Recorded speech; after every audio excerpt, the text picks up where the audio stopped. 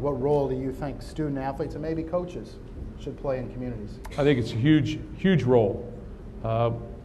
You know, I coach to have impact on young people. Hopefully our young people are able to have a positive impact on others. And then it's just a ripple effect and it moves. And I know that that's what, you know, I talk about our philosophies. And, you know, when we had a young man that we were both recruiting, and we hope he becomes a Spartan, but playing football and basketball. And the philosophies remain the same. And that's what allows us to be able to maybe run parallel with the course there. But you see Trenton Robinson here, you see some of the things that our guys have been able to do. We had 985 young people come to a youth clinic before our spring game. They came there because of our players. Our players worked with them one-on-one. So in this environment, these young people, our young people, are bigger than life. And so it's so important for them to walk proportionally to that, to I think that status. And you know, the higher up you are, the farther you have an opportunity to fall. We constantly talk about how visible our young people are.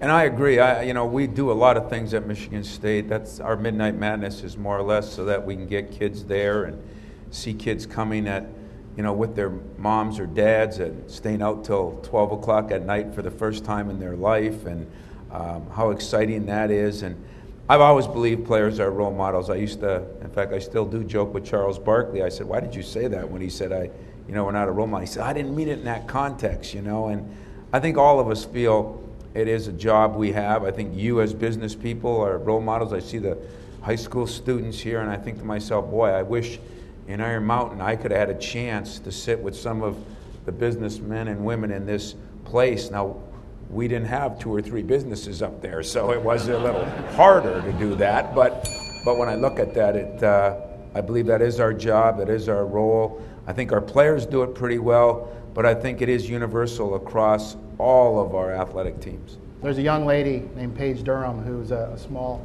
child with cancer. And one of the great things is we don't call the cameras to come in before something special is going to happen. Paige has very serious cancer. Took her over to meet Coach Izzo in Draymond. We then went over to football practice, and Coach D was the first one to meet her on the field. And the question was asked, who's your favorite player? And quickly she said, of course, Kirk Cousins. She then watched practice, and I watched her stand in the middle of the field while the team's doing sprints. And the two of them just talked, and I don't know what they said, but tears are flowing down my face and others. And as the sprints are ending, the players come over, and one by one they're all talking to her. I see Arthur Ray, who fought cancer himself, on both knees, standing in front, having a conversation with this young lady. Toward the end, all the players are huddled around, and that question came from, who asked the question? William Golston. William Golston. Same question. Who's your favorite player? 30 minutes later, the girl looks up and goes, all of you. And it was just an ever-changing moment for me to see the impact that a bunch of really big guys can have on a little girl's life. And that's what we're about at Michigan State.